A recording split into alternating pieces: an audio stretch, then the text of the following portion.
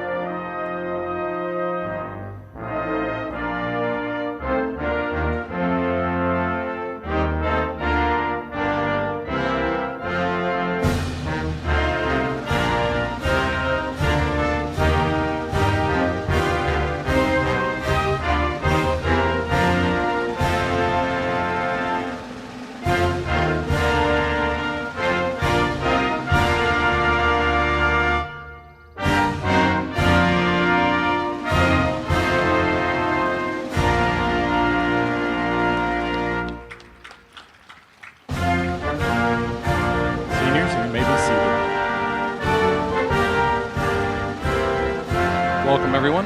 I'd like to take a moment to recognize our service members, past and present. If you are a veteran or are currently serving in our armed forces, please rise.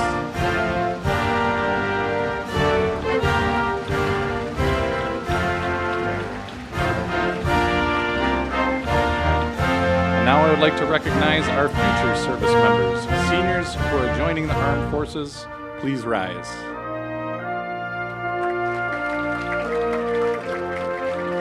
Thank you all for your service. I'd like to say welcome again, and here to offer some welcoming statements, please invite our senior class salutatorian, Stella Fiorini, to the stage.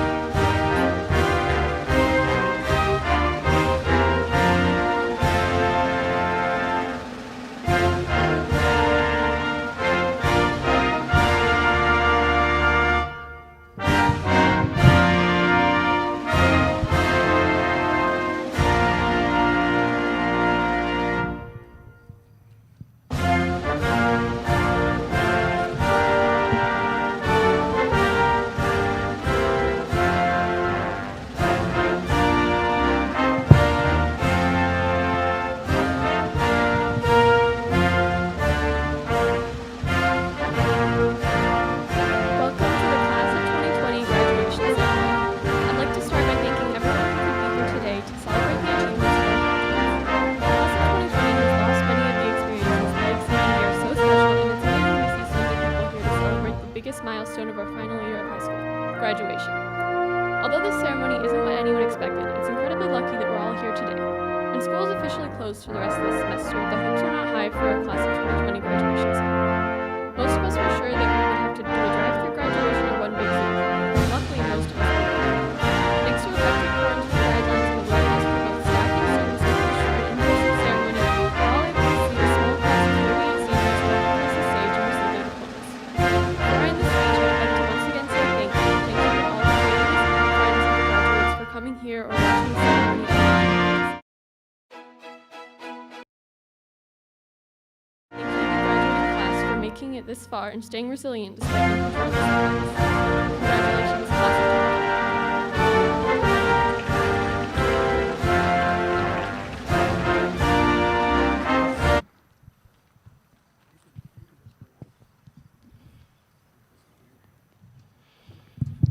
At this time, we'd like to take a moment of silence for loved ones lost.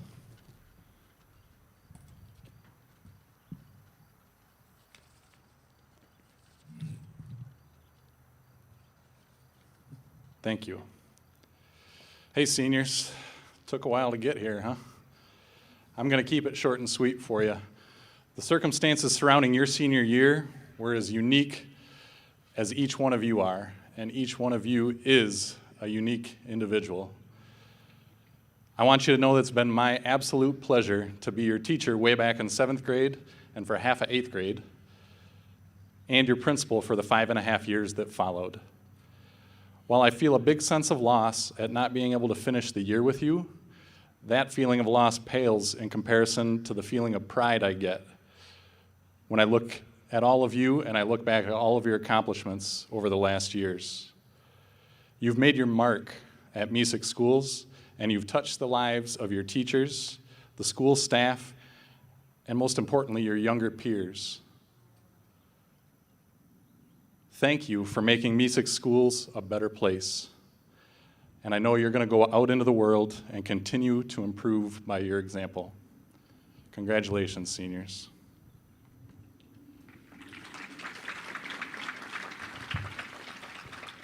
Next, I'd like to introduce Mr. Eric Spencer, Board President, for some remarks. Thank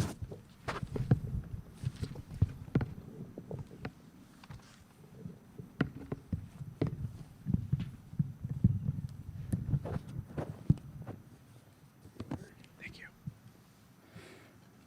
Good afternoon, and welcome to the Mesick High School 2020 graduation ceremony. It is my great pleasure and privilege as your board president to welcome these honored guests and to be among the first to congratulate our seniors on a path well-traveled leading here today. Many of your board members chose not to join us today to allow space for your guests, so please know that they are here in spirit, if not in person today. We've all been affected by the recent pandemic. It has impacted each of our lives these past few months. Some of these events will become funny stories of long hair and way too much family time, while others just memories that will fade over time. Some lives and families have been impacted so deeply that they have changed forever. In my opinion, though, no group has been touched by this event so much as our students, and of these, especially our graduating seniors. I am delighted that we are able to be here today and celebrate this joyous moment together, a proper ceremony, honoring these young men and women now serving as the first rays of light shining through the dark cloud of these recent events. That is my wish for each of you being honored here tonight. May you continue to carry yourselves into the world as the bringers of light, harbingers of positive change, and brighter days to come always. Congratulations, Mesick High School graduating class 2020.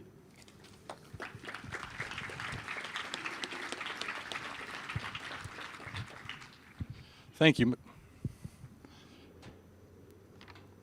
Thank you, Mr. Spencer.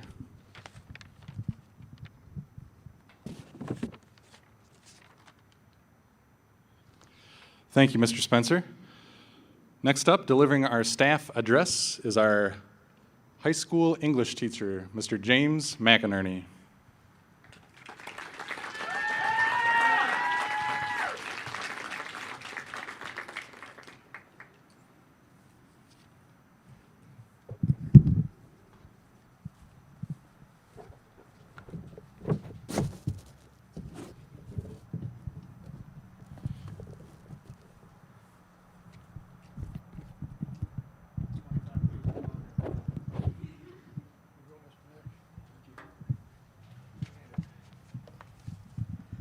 That's about right. Okay.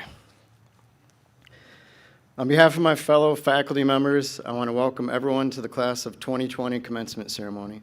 I'd also like to thank this year's seniors for choosing me to address them one last time. This upcoming school year will be my 20th at Mesick Schools. I've experienced a lot over the past 2 decades.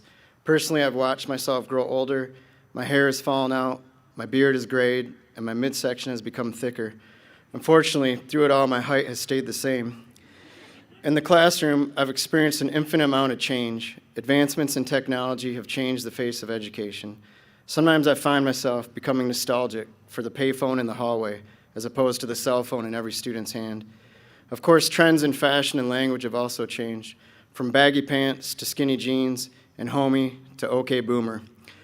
Personally, I struggle with some of the challenges that change presents. Of course, a lot of these advancements have brought great benefits to education and the student experience.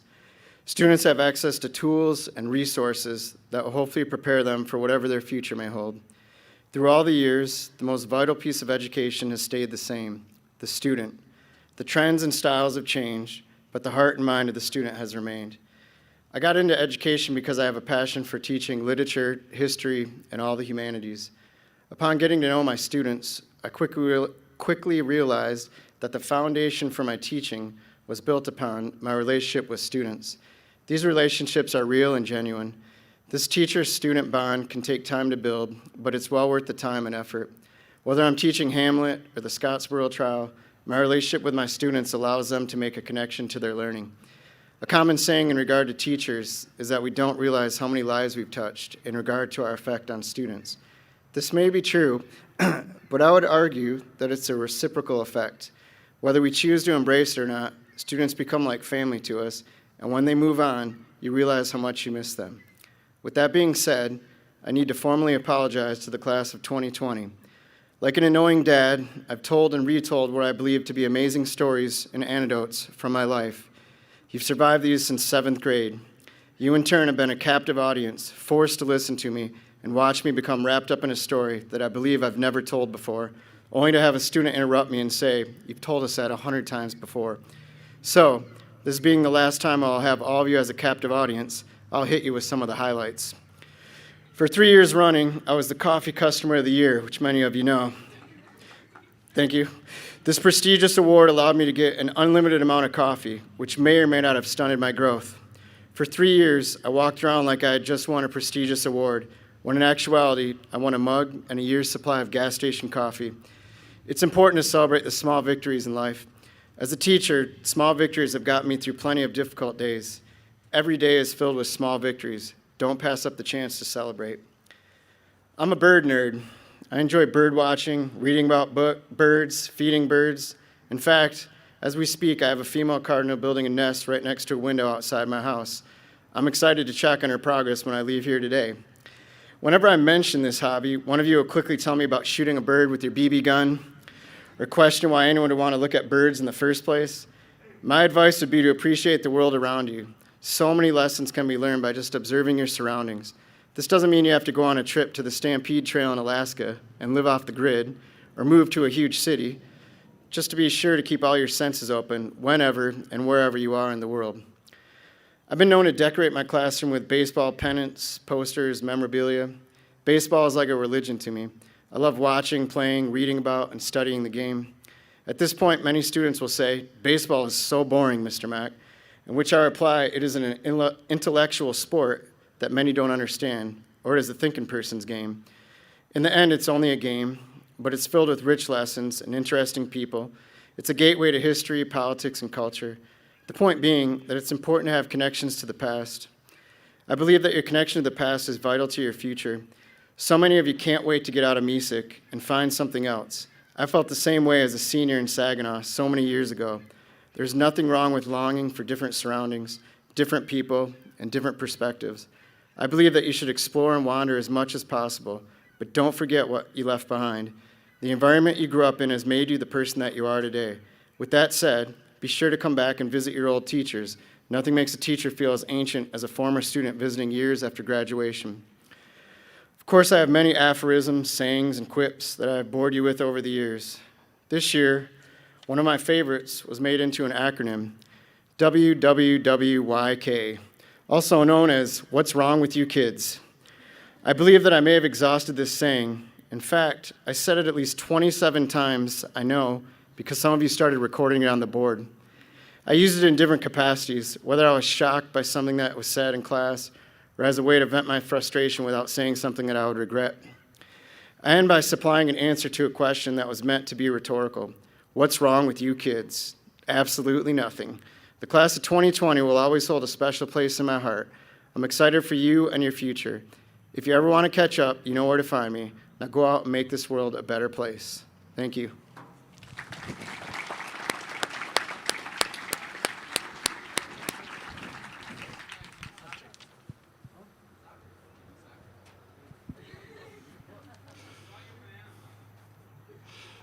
Thank you, Mr. Mack. I'd like to welcome our next speaker, the co-valedictorian of the class of 2020, Mackenzie Kendall.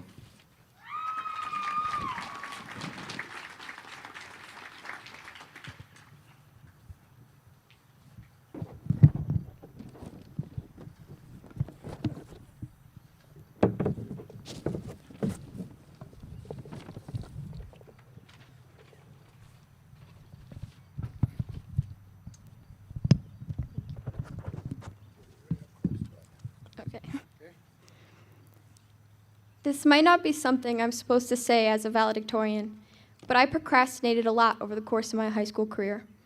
Almost every single essay I wrote was done in a few hours with last-minute research and 0 revisions. So it's almost fitting that I procrastinated writing this speech. I really did. I thought it would come easy. I have 4 years of content to write about, 4 years of memories with you all, just in high school alone, and almost 13 years of memories with some of you, starting just as tiny preschoolers who had no clue. I remember playing two-hand touch football on the playground and hoping I wouldn't get picked last. I remember the weird fascination we had with trading those Bakugan toys during recess, or the days we spent at Camp Ket and how we felt like scientists while dissecting owl pellets, and even singing Old Dan Tucker while dancing in circles in the elementary gym, dressed up in flannels and cowboy hats. I grew up with all of you, and I'm still growing with you, even at this very second. It's hard to wrap my head around the fact that this is very well might be the last time I see some of you. This isn't how I anticipated our graduation to turn out. 4 years ago, I don't think anyone could have convinced me that a rapidly spreading virus would make it impossible to hug you all after this beyond significant milestone in all of our lives. Maybe we collectively spent too much time hoping for snow days through the years, and now they've been thrown at us all at once. For some of us, this is the best thing that could have happened. For others, it was an unwelcome end to an era cut too short.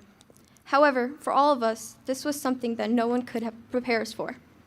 In that way, it was a lot like high school. We went from being loud and annoying 8th graders taking college readiness with Miss Kotecki, trying to figure out who we wanted to be, to being loud and annoying seniors, still deciding who we want to be. Along the way, we had challenge after challenge thrown at us. For some, the challenge was beating a personal record or cramming an 8-page paper the night before it was due. For others, the challenge was waking up in the morning and having the motivation to get dressed. Every day, we were better for it. Every day that our alarms went off and we rolled out of bed to go to school, we were better for it. We were better because of the ties that we formed and the people we became in the process. When you're going through school, everything you're taught and told revolves around what you want to become and who you will grow into. But I think becoming who we are happens when we're not looking. It's something that happens in the background. It happens during a class that changes how you think. It happens when you find a teacher who makes you feel heard. It happens when you have a coach who pushes you harder than you thought possible. I can see the people you all have become. I can see the growth you all have experienced, even if I don't understand the true extent of it. But what's more exciting than knowing we've become rounded and incredibly unique individuals is knowing that we're not done yet. Writing this speech is maybe the hardest thing I've had to do in my high school career. It's the hardest because I'm not sure how I feel standing before you all today, knowing that this is it. This is the finale I'd been desperately hoping for and planning over the last couple months with some of you through Zoom calls and endless emails.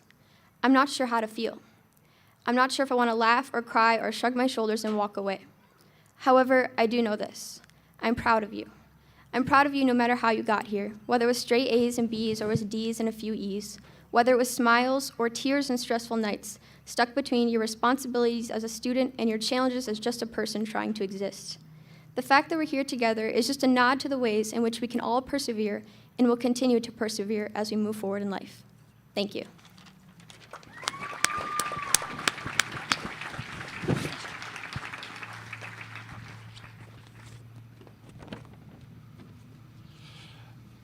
Thank you, Mackenzie. Next up, with some additional words of encouragement, please welcome co-valedictorian Christopher Manley.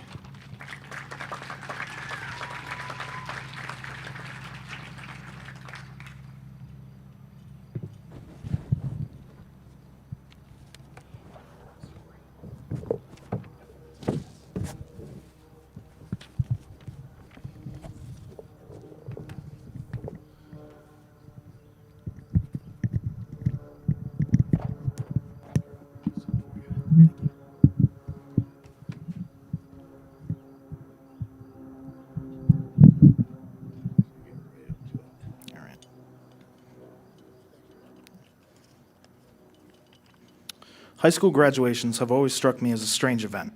On one hand, we're here to celebrate our completion of high school and the work we have put in over these past 4 years. At the same time, however, there always seems to be an impeding sense of sadness. After all, the lives we have known are coming to a close and the time to move on is upon us. Our experiences here have shaped us, for better or worse. As we leave this place and we take everything we have learned, I think it's important to take a look back at our lives as students of Mesick High School. We entered as freshmen, ready to meet our teachers and get started with the next 4 years. Many of us played in our first sporting event or band performance at the high school level. For a lot of us, this was where we started to take a look inward and make decisions regarding who we wanted to be. Some were choices that we look back on fondly, others we may wish we could take back. Thankfully, we discovered that perspective changes with time and learned to laugh at our past mistakes. Colby's experience taking a nail through the foot in digital photography is a unique example of that. Our sophomore year was our second year with most of our teachers, and this is where many of us formed bonds with the people tasked with the impossible job of guiding us on our journey into adulthood. By now, we were getting the hang of things and letting life and high school take us for a ride. We continued distinguishing ourselves as a class and progressed through the onslaught of Mr. Phillips' test and Mr. Crocker telling people to take their stuff and go sit in the hall. By junior year, we were forced to begin looking to the future and thinking about life after high school.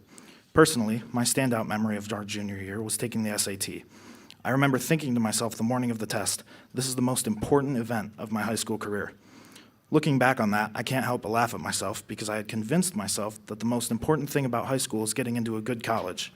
Yes, performing well in class and on tests is still important to me, but this year has taught me that I care just as much about what I learned outside of our formal education as what I do for what we learned in the classroom. I don't remember what I got on the physics final that I was so worried about, but I do have countless memories of spending time with my classmates.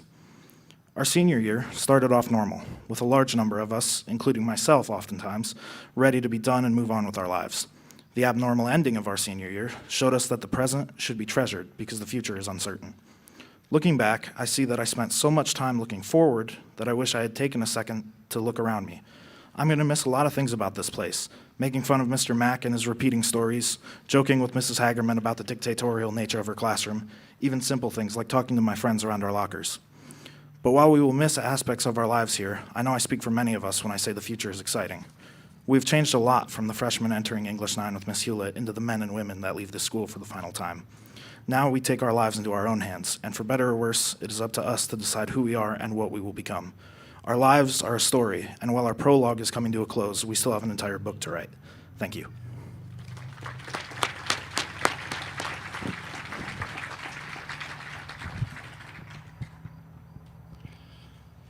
Thank you, Chris. This would normally be the time when our senior band members would have joined the band for one last song. Unfortunately, that won't be able to happen this year, but I would like to take a minute to recognize their hard work and dedication to the band program over the years. So at this time, senior band members, could you please stand and be recognized?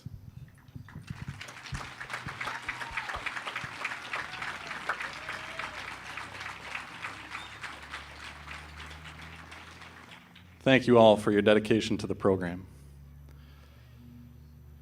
Next, I'd like to welcome the advisor for the class of 2020, Ms. Amy Lipke.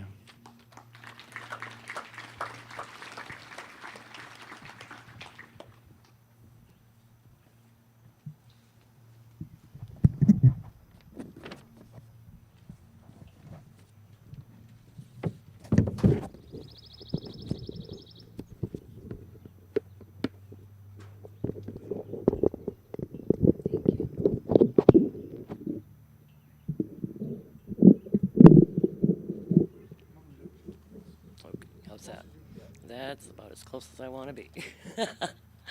Good afternoon. Thanks, everyone, for coming. My name is Amy Lipke. I'm a lifelong resident of the Mesick area and a 1988 graduate of Mesick High School. I've served on your Board of Education for 16 years, and I am the class advisor for the Mesick class of 2020, a unique group of young adults that I have had the great privilege of working with for the past 3 years. Watching your growth and maturity these last 3 years has been something I will treasure. You are all really cool humans, and I have no doubt that good things are coming your way. I'd like to quickly tell you about another Mesick alum, my late cousin Andrew Hacker. He passed away almost 3 years ago, very unexpectedly, at the age of 38. Listen to your bodies, kids. But not before leaving his mark on a town called Bensalem, Pennsylvania. Andrew was an average student here at Mesick, a pretty good athlete, And he might have gotten into some trouble here or there, nothing too major. Like some of you, he was not headed to college. And like many of us, he spent his 20s finding his way, which is a really nice way of saying working jobs you hate and doing a little partying. The turning point for Andrew came in the form of a dishwashing job at a Carrabba's restaurant in Florida. And if you don't know what Carrabba's is, it's an Italian restaurant, a chain restaurant, and they have chain stores all over. It wasn't long before he had worked his way up to cook status, and then assistant manager. He met and married his wife in Florida, and shortly after was headed to a management position in Wisconsin. And from there, a proprietorship with Carrabba's in Bensalem, Pennsylvania. This is where he really bloomed. He set down roots and started helping in his community. Through his restaurant, he would donate food for the firefighters when they held a public safety day in the park, or he hosted Toys for Tots toy drives. He coached his daughter's softball team. He immersed himself in giving to the place he had decided to call home. He bloomed where he was planted. Excuse me, I can't see. When he passed, the outpouring of support from the community really showed just how much he had affected the lives there in the 7 short years that he had called that place his home. So to wrap this up, I hope that each and every one of you will be like him. Bloom wherever you plant yourself. Give back to the community you choose to call your home. And as John Bon Jovi says, find your good and do it. You will get back so much more than you ever give. Congratulations to you and to your parents, and I'm so proud of the class of Mesick 2020.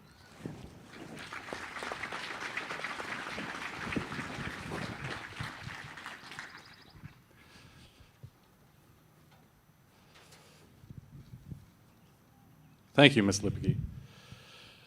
At this time, we will have the presentation of diplomas.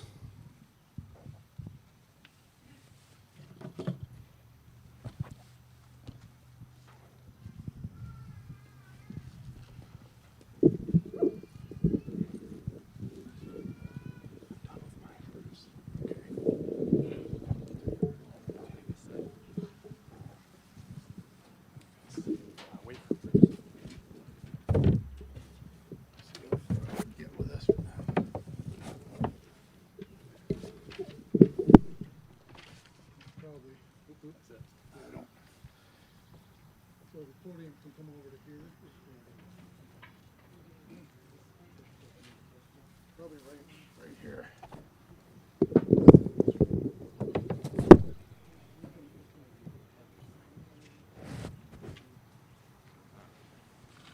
Mr. Acom, can you help me move this?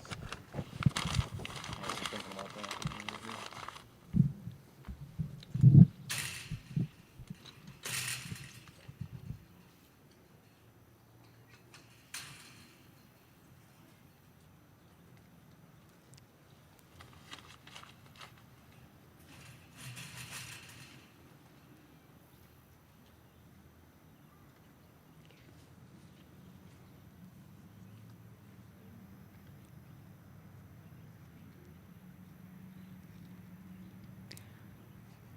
What do they do with the flowers? No, no, no. Do they carry the flowers? Yeah. Flowers, yeah.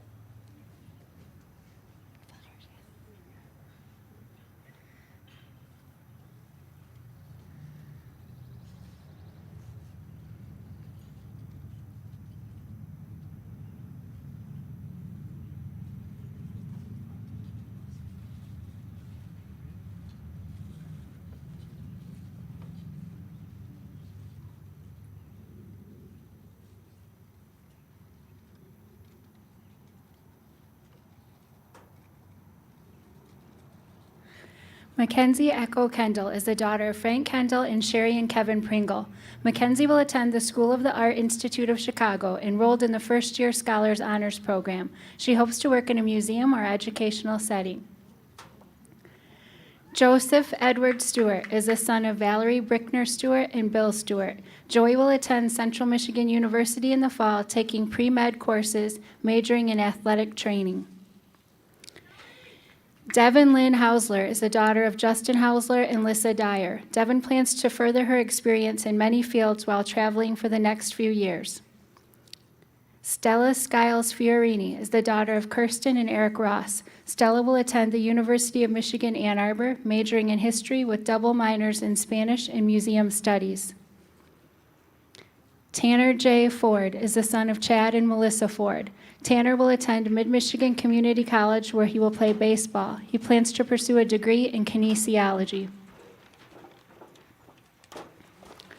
Elizabeth Patricia Hamilton is the daughter of Emily Hamilton Hutchings, Ronald Hutchings, and the late Scott Hamilton. Elizabeth will attend Central Michigan University, double majoring in public relations and advertising. Christopher Francis Manley is the son of Pam Manley and Drew Manley. Chris will be attending Hillsdale College on a merit scholarship before attending law school. Julian Rankin is the foster son of Tim and Rhonda Simerson. Julian will be attending the Wexford Misaki ISD Adult Education Program in the fall.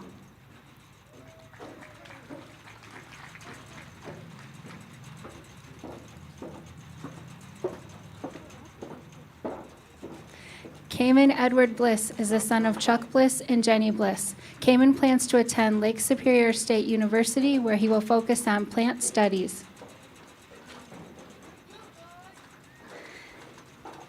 Colby Anthony Carson is the son of Patricia Spohr and Anthony Carson. Colby plans to attend Lake Superior State University to study conservation biology with hopes of becoming a conservation officer or a game warden. Justin Eric Costello is the son of Jeff and Jackie Costello. Justin plans to attend the Wexford Misaki ISD Adult Education Program in the fall and continue competing in the Special Olympics. Keep going, Justin.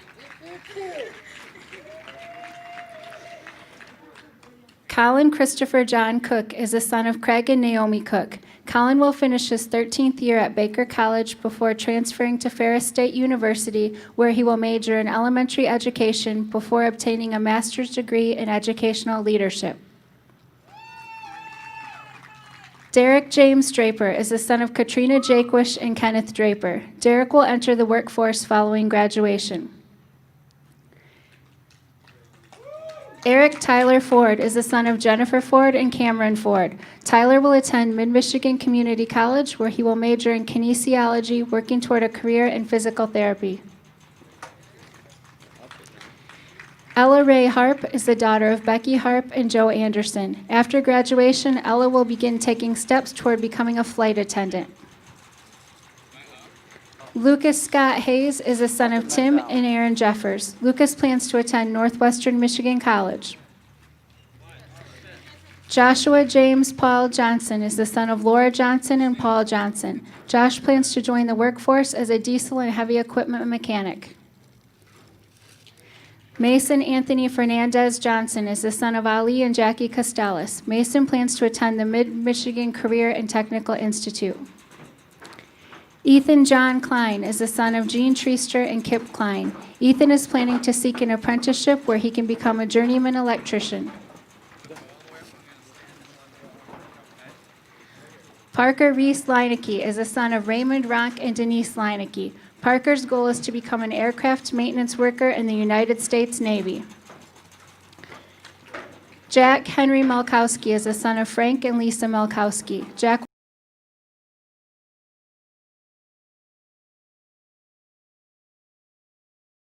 is the son of Robert and Brenda McGregor and Ronnie and Henry Mychek. Tenzin will join the United States Navy to pursue a career in nuclear operations. Genevieve Elizabeth Mitchell is the daughter of Shannon Mitchell. Jenna plans to attend Northwestern Michigan College following graduation. Abigail Michelle Pearson is the daughter of David and Rihanna Pearson. Abby will attend Northwestern Michigan College prior to transferring to Ferris State University to pursue a bachelor's degree in dental hygiene. Amelia Faye Pearson is the daughter of David and Rihanna Pearson. Amelia plans to enter the workforce. Halle Morgan Phillips is the daughter of Don Phillips and Jesse Malkowski. Halle plans to join the workforce following graduation.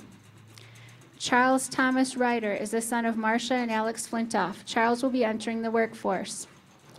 Kaylee Pearl Rogers is the daughter of Brian Rogers. Kaylee plans to continue working while searching for a career path to pursue, possibly attending the Culinary Institute of America. Alexis Marie Roush is the daughter of Danielle and Chad Roush. Alexis plans to attend Baker College to obtain a degree in Advanced Business Administration. Ethan Bradley Russell is the son of Rebecca Morton Russell and Justin and Heidi Russell. Ethan plans to attend either Northwestern Michigan College or a trade school to obtain an apprenticeship focusing on a welding career. Nicholas Richard Salter is the son of Stacy and Jeremy Powell. Nick plans to continue in the workforce while studying criminal justice with a career goal of joining the Michigan State Police. Robert Lee Spohr III is the son of Regina and Bob Spohr. Robert plans to explore the trade school options following graduation.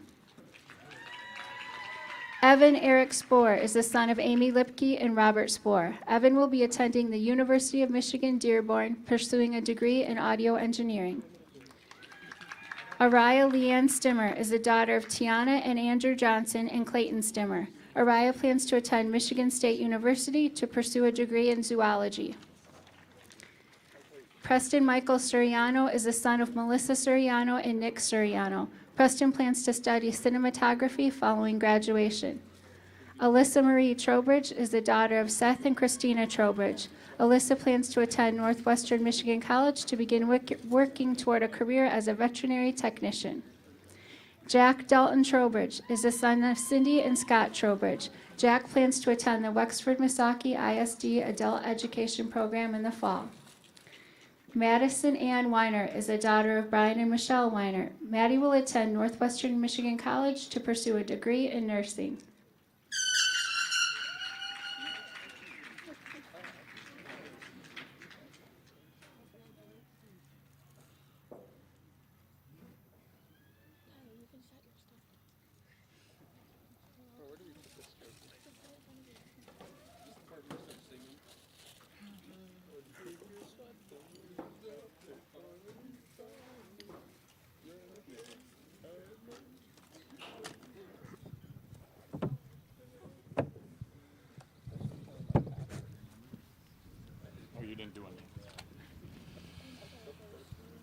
Please join me in welcoming one last speaker for the most important moment of the afternoon. Mr. Acom will now present to you the graduating class of 2020.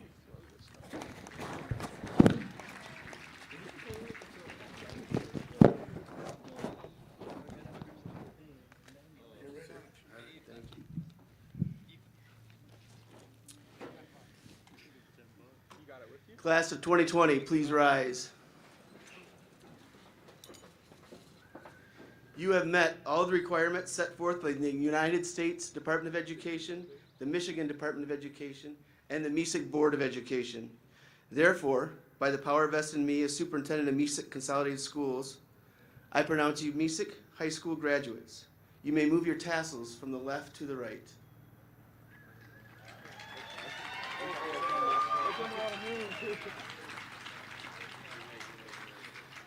Ladies and gentlemen, I am proud to present to you the Mesick graduating class of 2020.